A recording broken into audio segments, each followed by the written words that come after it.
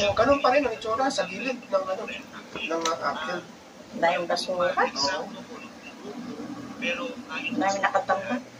Ay, sabi ko, nasa kalsada, ayaw pa. Doon nga tayo. Oo.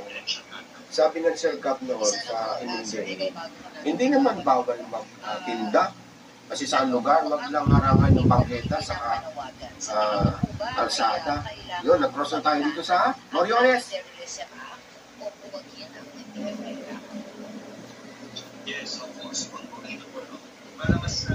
Dito pa rin yata yung mga apektado ng nasunugan. Dito pa rin. At panawagan ng ating special rapporteur, expression. At malinaw na malinaw Ay, cause na talaga ito ng traffic. Isang linya na lang ang nagagamit. Isa na lang kasi ang yung truck na basura.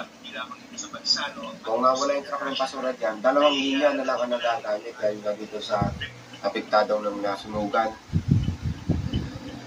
Saan kaya i-relocate yan? Ano? Kini-clearing, nililinis. Bulldozer ba ang tawag yan? Oo.